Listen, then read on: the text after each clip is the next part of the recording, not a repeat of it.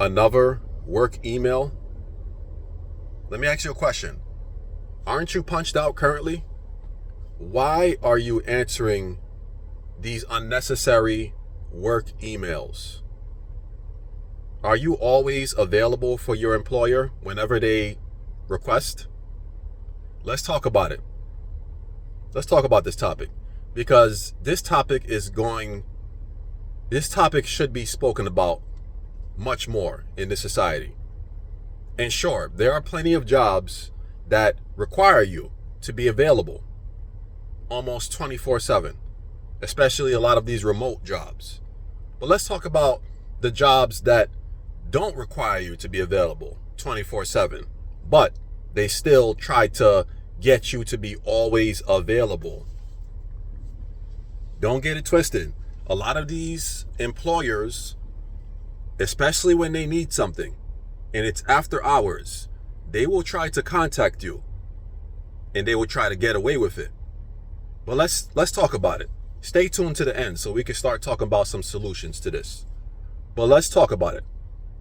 Why does it seem some employers will contact you about the silliest things that could wait till Monday morning? I've had remote jobs before, and on these remote jobs, emails would be sent. Usually, like, let's make an example. On Friday, when you're doing things with your job, you're completing tasks, let's say at the end of Friday afternoon, when you're about to punch out for the day, you're done, an email will come through, an important email. And on a remote job, you will feel obligated to complete this. Because on a remote job, you may feel pressurized to complete it before Monday. Because now when they see that it wasn't completed, even though that email was sent out when you were punched out, you may feel obligated because, hey, I don't want to be responsible. I want to complete this task before Monday so no one has to talk to me. But let me tell you something. Your punch out time is your punch out time. If you are not required to complete tasks after hours, punch the hell out. Punch out. No questions asked. Let that wait till Monday morning. Clients will call you after your work hours. Some of these employers will call you after your work hours. You got to understand, you're giving so much of your time to many of these employers. Many of them don't see you as human in the first place. But you're giving up so much of your time that you don't give back to yourself. Do you understand why this is draining? Do you understand how mentally draining, physically, emotionally, spiritually draining this is? Some of y'all won't even spend this time with God because you're so tired on the job. You won't even spend time with your kids because by the time you get off, that's your decompression mode. You guys know decompression mode. That's when you're in the car, you don't even go in the house. You just sit behind the steering wheel. Decompressing from this draining day that you just had. I call it the therapy seat. This is my therapy seat before I have to enter my home. I don't want to bring my crazy day past that threshold. So I stay here. I stay here until I'm able to decompress just enough so I can get out this car and go into my home. And that's normal. You should be decompressing. You shouldn't be bringing work stress past that threshold. That is your throne, your home, or at least it should be. But I'm here to tell you, stop bringing work home. If you're not required to bring work home, right? Don't do it. And even if you are required to bring work home, you still have to guard your mental capacity. Because guess what? You still have a family. You still have other responsibilities. Don't let self-care fall last place.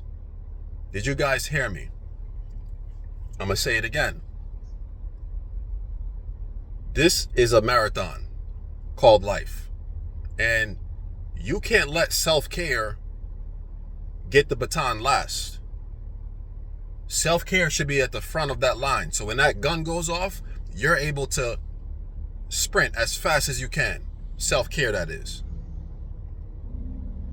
Self-care should not be falling behind. Because when self-care falls behind, that's when all of the quality effort that you can provide, whether it's for your job, whether it's for your family, it's going to decline. Guaranteed. Your mental health is going to decline. Because guess what? You're not focusing on taking care of yourself. You're focusing on every other thing, everyone else's needs, but yours. Think about the airplane analogy. You can't help anyone else until you help yourself. You have to put on that mask. When the oxygen level drops, you got to put a mask on first. You can't put on someone else's mask and then expect to still have oxygen to breathe. It doesn't work like that. Same thing for life.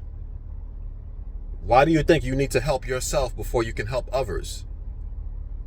If you're at a glass level that's half empty, how are you going to fill up anything else? How are you going to fill up when it comes to the quality things in your life? The quality people in your life? How are you going to give them quality if self-care is at the bottom of your list? See, while you're in this cubicle at work on a daily basis, busting your ass, while you're there, understand something. Those buzzing fluorescent lights that you sit underneath do not provide vitamin D. Did you hear me? I'll repeat it again. Those buzzing fluorescent lights that you sit underneath every single day do not provide vitamin D. What do I mean by this? This means stop sitting in this cubicle all day, not taking care of yourself, just trying to fulfill a task, not taking breaks, not taking your lunch break and saying, I want to finish. Let me finish this task and then I'll go to lunch. And then something else pops up. Let me finish this. I'm almost done. Next thing you know, it is 3:00 p.m. You didn't even get up from your chair. You didn't take a stretch. And you're wondering why your lower back is hurting you. You're wondering why you're getting these migraines / headaches. You're wondering why you feel dehydrated. See, I'm calling people out right now. I'm calling you out. If you feel like any of this applies to you, respectfully, I'm calling you out. Because we need to take better care of our health. No one is going to do it for you. Not even that cool employer. They may ask you, did you take lunch? But guess what? You have to be the one to make sure you take your lunch. Don't fall behind on taking care of yourself. It's serious out here. People are dying. People are losing their lives trying to fulfill a task that can wait. That task is not more important than your health. Your health outweighs any task that your employer can give you. Just remember, if something happens to you, if something happens to your life, remember this: you can be replaced just like that, snap of a finger. Oh, we want to give condolences to our employee. He worked here so diligently for many years. We will remember him. Trust me, they got these sayings copied and pasted somewhere, just waiting for you to kick the bucket. You got to remember, you are important. Don't wait for anyone. Don't wait for someone to tell you you're important. You are important. If you're watching this video, if you're not watching this video, I hope you've made it this far. I'm reminding you, you are important. Don't wait for anyone to applaud you. Don't wait for anyone to pat you on the back.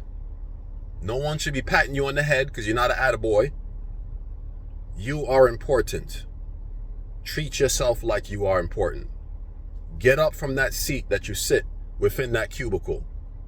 Go take walks. Go fill up that water bottle.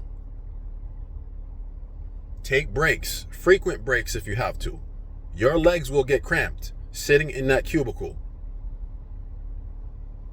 See, these are unwritten rules for working for any of these jobs. You got to take care of yourself.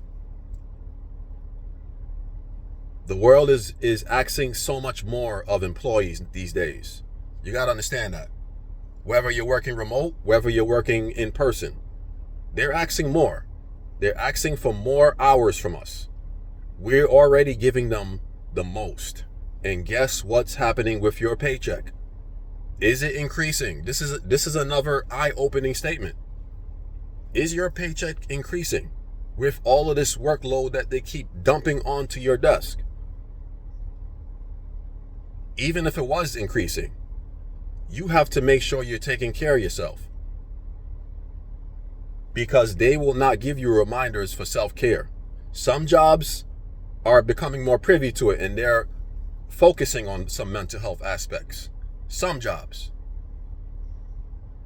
But in general, are all jobs focusing on your mental health? No, they're not.